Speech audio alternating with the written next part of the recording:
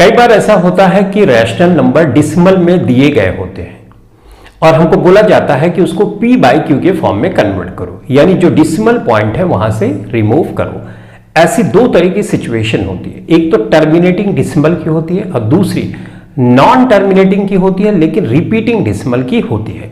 तो उन दोनों सिचुएशन को मैंने यहां पे लिया है और इस क्लास में हम सीखने जा रहे हैं कि इनके जो डिसिमल है इनको कैसे क्विकली हम रिमूव करें और p बाई क्यू के फॉर्म में कैसे लिखें। तो पहला एग्जांपल है 3.47, तो मैंने लिख लिया 3.47। अगर मैं इसके नीचे 1 लिख दूं तो कोई फर्क पड़ेगा? कोई फर्क नहीं पड़ेगा, अभी भी सेम नंबर है, करेक्ट। अगर यहाँ पे पॉइंट लगाऊं और 0 कर दूं तो अब कोई फर्क पड़ा? कोई फर्क नहीं पड़ा, लेकिन इससे एक फायदा हमको हो गया। 1 2 डिजिट के बाद यहाँ डिसिमल पॉइंट है, 1 2 डिजिट के बाद यहाँ डिसिमल पॉइंट है, तुमको राइट हैंड से काउंट करना है। अगर इक्वल डिजिट्स के बाद डिसिमल पॉइंट ऊपर और नीचे न्यूमरेटर और डिनोमिनेटर में है तो तुम डिसिमल पॉइंट हटा सकते हो और तुम्हारा आंसर हो गया 347 डिवाइडेड बाई 100। यहां पे कुछ कॉमन है तो इसको कैंसिल कर दें, नहीं कॉमन है तो यही आंसर हो जाएगा। अगर कॉमन रहेगा तो मैं कैंसिल नहीं करूंगा, ये खुद से कर लेना। तुम सिर्फ इस क्लास में ये सीखो कि कैसे क्विकली डिसिमल पॉइंट हटाते हैं। अब तुमको जनरली क्या बताया जाता है यहाँ पे कि 100 से यहाँ गुणा करो 100 से, तो बड़ा लंबी हो जाता है। मैं तुमको शॉर्ट और इजी मेथड बता रहा हूँ। अच्छा, दूसरा एग्जांपल लेते हैं 0.43 आ गया तो अब तुम्हारे दिमाग में आना चाहिए 2 डिजिट वाली कुछ होना चाहिए ना। तो हमने 1 किया और यहाँ 2 0 बढ़ा दिया, कोई फर्क नहीं पड़ा। हम नंबर को चेंज नहीं कर रहे हैं ना, अप्रोच बदल रहे हैं। तो ये हो गया। अब 2 डिजिट के बाद यहाँ पर भी और 2 डिजिट के बाद यहाँ पर भी, तो इसका मतलब मैं डिसिमल पॉइंट हटा के ऐसे भी लिख सकता हूं और यही हो गया आंसर। ठीक, अब यहाँ पे देखो 3.13, राइट। यहाँ पे 3 डिजिट के बाद है, यहाँ 2 डिजिट के बाद है। अगर मैं 0 बढ़ा दूं तो क्या नंबर है? हमने चेंज किया? नहीं चेंज किया। क्यों? क्योंकि डिसिमल पॉइंट के बाद लास्ट में अगर 0 होता है तो उसको लगाने या ना लगाने से कोई फर्क नहीं पड़ता। तो मैंने लगा दिया यहाँ पे। अब ये है 0.002, 3 डिजिट के बाद यहां पर भी, 3 डिजिट्स के बाद यहां पर भी, तो मैं रिमूव कर सकता हूं और 3130 और ये 2 लिख सकता हूं। 002 का मतलब 2 ही हुआ। अब यहां पे देखो डिसिमल पॉइंट हट भी गया और p बाई क्यू के फॉर्मेट में ये जो डिसिमल पॉइंट वाले नंबर थे वो कन्वर्ट भी हो गए। आसान है बिल्कुल। अब नेक्स्ट एग्जांपल ये है, यहां पे हमने लिखा इतना, यहां पे तो डिसिमल पॉइंट है ही नहीं। अगर मैं लगा के 0 कर दूं तो कोई फर्क पड़ेगा? अभी भी 2 ही है। अब 1 डिजिट के बाद यहां, 1 डिजिट के बाद यहां डिसिमल पॉइंट है, न्यूमरेटर और डिनोमिनेटर दोनों में। अगर इक्वल डिजिट्स के बाद है तो हम उसको हटा सकते हैं और इस तरह से लिख सकते हैं और यही हो गया आंसर। तो इसमें तो टर्मिनेट हो रहा था तो टर्मिनेटिंग डिसिमल का मैंने एग्जांपल लिया है।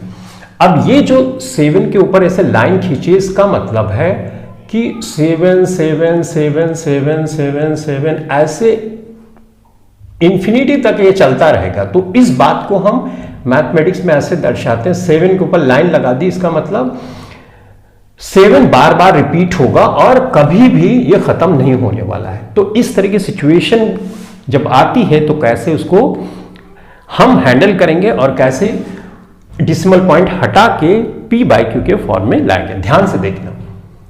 ठीक है भाई, यहां पे मैंने 7 लिखा, 1 डिजिट के ऊपर ये लगा हुआ है ना, तो जितनी डिजिट के ऊपर लगा है उतना ही 9 लगा दो नीचे डिनोमिनेटर में और यही हो गया आंसर। डिसिमल पॉइंट हटा देना, ऊपर की लाइन हटा देना है, 7 सिंपल लिखना है और जितनी डिजिट के ऊपर ये लाइन ऐसे लगी है उतना ही 9 यहां पे लगा देना। ठीक है, कितना आसान है, राइट ना। अब देखो यहां पे मैं 31 लिख दूंगा, डिसिमल पॉइंट नहीं, इसके ऊपर लाइन नहीं, और कितनी डिजिट के ऊपर ये लाइन लगी है? 2 डिजिट के ऊपर, तो 2 9 बढ़ा दूंगा और यही हो जाएगा हमारा आंसर। है ना, बिल्कुल आसान। अब इसको देखते हैं, यहां पे थोड़ी सी सिचुएशन डिफरेंट है। यहां 2 डिजिट के ऊपर है, 1 डिजिट के ऊपर लाइन नहीं है, बार नहीं है ना। तो इसको कैसे करेंगे? हम जैसे पहले कर रहे थे 2 3 4 ऐसे ही उतारना है। 2 डिजिट के ऊपर 9 लगा है, ये लाइन लगी हुई है तो इसको 9 9 लिख देंगे जैसे ऊपर करते थे। अब ये जो एक डिजिट के ऊपर नहीं लगा, जितनी डिजिट के ऊपर नहीं लगा रहेगा उतना 9 के आगे 0 बढ़ा दो। तो एक डिजिट के ऊपर नहीं लगा तो एक 0 बढ़ा दिया, और जो डिजिट यहां पे लिखी है उसको माइनस कर दोगे ऊपर, तो आ जाएगा ये 232 डिवाइडेड बाय 990। अब देखो इसमें कॉमन है तो तुम इसको कैंसिल करके तुम लिख सकते हो। फिलहाल मैंने p बाई क्यू के फॉर्म में यहां पर लिखा है, कैंसिल नहीं कर रहा हूं। ठीक, अब आगे आते हैं।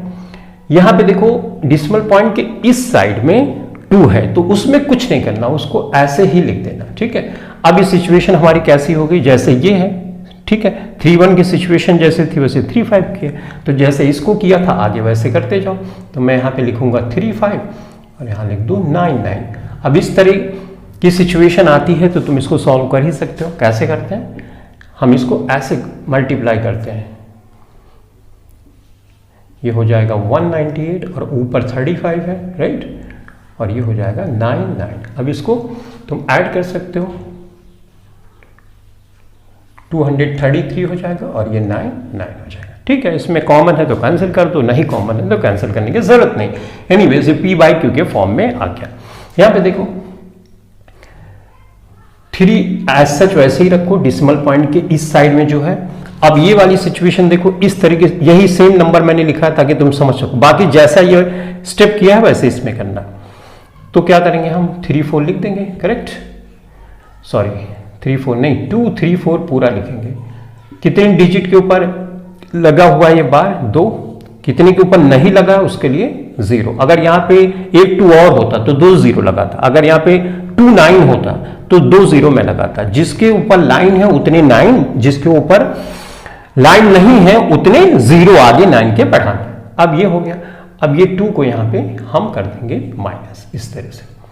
अब यहाँ पे लिखेंगे 3 और ये हम कर देंगे 232, राइट, और उसके बाद ये हो जाएगा 990। अब जैसे सिंप्लीफाई करते हैं ऐसे क्रॉस मल्टीप्लाई करते हैं, 3 0 3 9 28, करेक्ट, और प्लस 232 डिवाइडेड बाय 990। अब ये तुम ऐड ही कर सकते हो, इजी है बिल्कुल। यहाँ पे 2 करोगे ये 10 हो जाएगा, 11 हो जाएगा और 2 1 3 हो जाएगा, और ये कर दोगे 990 और ये हो गया आंसर। तो तुमने देखा कितना आसानी से हमने डिसिमल पॉइंट रिमूव कर दिया और सारे डिसिमल वाले नंबर को p बाई क्यू के फॉर्मेट में हमने रख दिया। तो आई होप इस क्लास से तुमको बहुत हेल्प मिलेगी, और जब भी डिसिमल वाली कुछ इस तरह की सिचुएशन आएगी तो तुम फटाफट से सॉल्व कर लोगे। तो इस क्लास के लिए इतना ही। Thanks for watching this video, thank you very much.